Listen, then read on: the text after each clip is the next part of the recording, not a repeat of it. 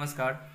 आज हम ज्योग्राफी में पढ़ेंगे टॉपिक रिसोर्स प्लानिंग को, संसाधन नियोजन को। नियोजन का मतलब है संतुलित रूप से संसाधन का उपयोग करना।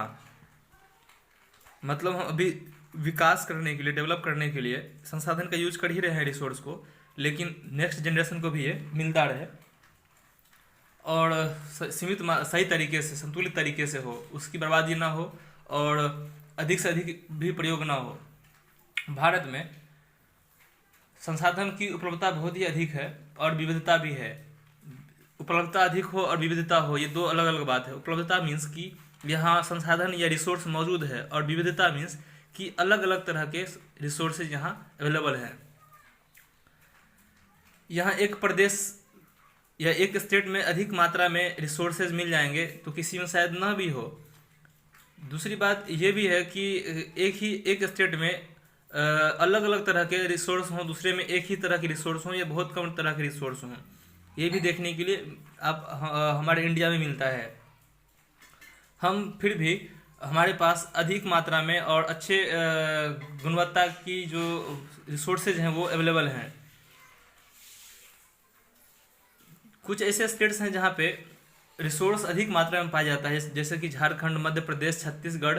कुछ ऐसे स्टेट्स हैं जहाँ पे मिनरल्स और कोल अधिक मात्रा में पाया जाता है। जैसे कि अरुणाचल प्रदेश में वाटर रिसोर्स अधिक मात्रा में है, लेकिन वहाँ पे उस रिसोर्स का यूज उस तरीके से नहीं हो पा रहा है जैसे कि मैदानी भागों में होता है, जैसे उत्तर प्रदेश, पंजाब या फिर बिहार के जिलों में, बिहार में होता है। लद्दाख का जो भाग है, जिसे हम कोल्ड डेजर्ट भी कहते हैं, कोल्ड डेजर्ट, इससे कोल्ड डेजर्ट एक ऐसा भाग है जो पूरे देश से अलग थलग है, वहाँ पे रिसोर्स की कमी है। लेकिन यहाँ पे कल्चरल रूप से ये काफ़ी धनी है, और खास करके जल, जो वहाँ की आधारभूत संरचना है, और कुछ महत्वपूर्ण खनिज की कमी है। वहाँ पे वाटर आइस के फॉर्म में पाया जाता है। आप लिक्विड के फॉर्म में वाटर को नहीं देख सकते हैं, इसलिए राष्ट्रीय, प्रांतीय या प्रादेशिक और स्थानीय स्तर पर संतुलित संसाधन नियोजन की आवश्यकता है। मतलब कि देश के हर एक हिस्से के में रह रहे लोगों की पहुंच तक संसाधन हो, भले ही उस क्षेत्र में या उस राज्य में संसाधन वो उस तरह के संसाधन हो या ना हो, लेकिन वहां तक उसकी पहुंच जरूर होनी चाहिए। अब हम नेक्स्ट टॉपिक को पढ़ेंगे, जिसका नाम है resource planning in India. Resource planning in India. Bharat में संसाधन नियोजन किस तरीके से हो रहा है। रिसोर्स प्लानिंग इन इंडिया को हिंदी में हम कहेंगे भारत में संसाधन नियोजन। यह एक संसाधन नियोजन या रिसोर्स प्लानिंग एक कॉम्प्लेक्स प्लानिंग है। इसमें कुछ स्टेजेज होते हैं जो शामिल है इसमें, जैसे कि सर्वे, मैपिंग, रिसोर्स का क्वालिटी और क्वांटिटी का एस्टिमेट करना, फिर टेक्नोलॉजी के द्वारा उस रिसोर्स को डेवलप करना। टेक्नोलॉजी के साथ साथ स्किल इंस्टीट्यूशंस भी चाहिए, सेटअप भी चाहिए। मतलब प्रौद्योगिकी या तकनीक, आप स्किल का मतलब कौशल से करते हैं, और संस्थागत या फिर संस्था नियोजन ढांचा ये तैयार करना होता है जब आप किसी रिसोर्स को डेवलप कर रहे होते हैं। संसाधन या रिसोर्स डेवलप का एक खास योजना या प्लानिंग राष्ट्रीय विकास योजना में काफ़ी बैलेंस लाता है। नेशनल डेवलपमेंट में ये काफ़ी बैलेंस को लाता है।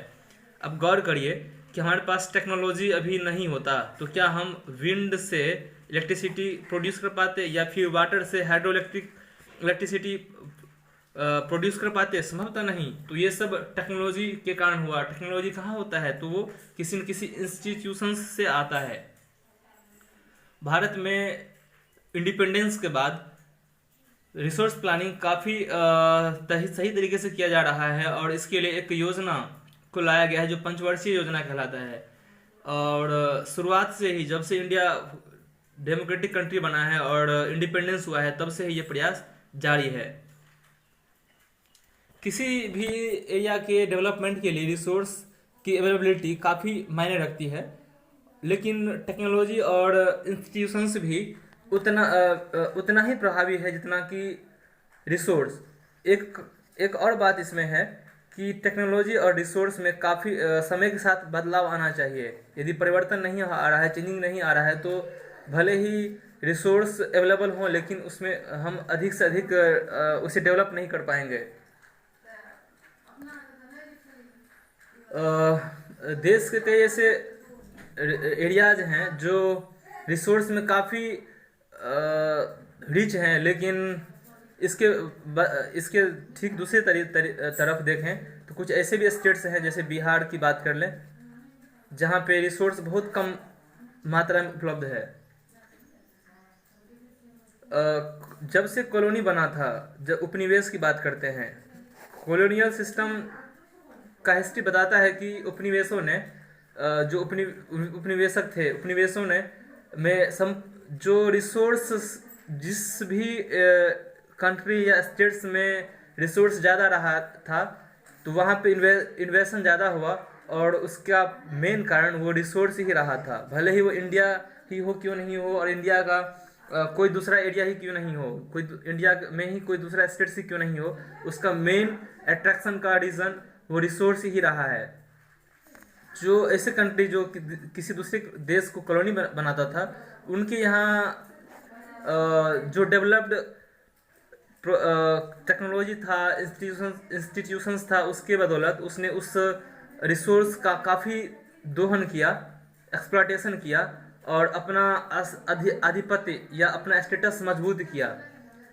हम कह सकते हैं कि रिसोर्स किसी भी स्टेट्स या किसी भी एरिया के विकास में या डेवलपमेंट में तभी योगदान दे सकता है जब वहाँ सही मायने में टेक्नोलॉजी अवेलेबल हो, वहाँ पे सही मायने में इंस्टीट्यूशंस में बदलाव आए, और ह्यूमन कैपिटल वहाँ पे काम कर रहा हो। भारत में डेवलपमेंट सामान्यतः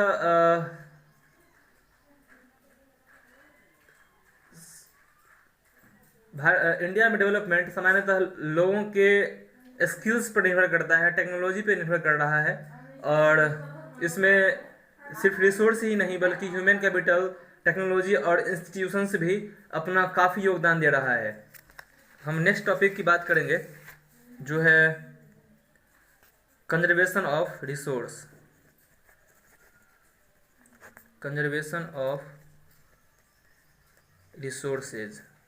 कंजर्वेशन मीन्स संरक्षण, रिसोर्सेज संसाधन, ऑफ मीन्स का संसाधन का संरक्षण मतलब बचाव करना, ताकि हम बहुत दिनों तक उसे भविष्य में उसका इस्तेमाल करते रहें।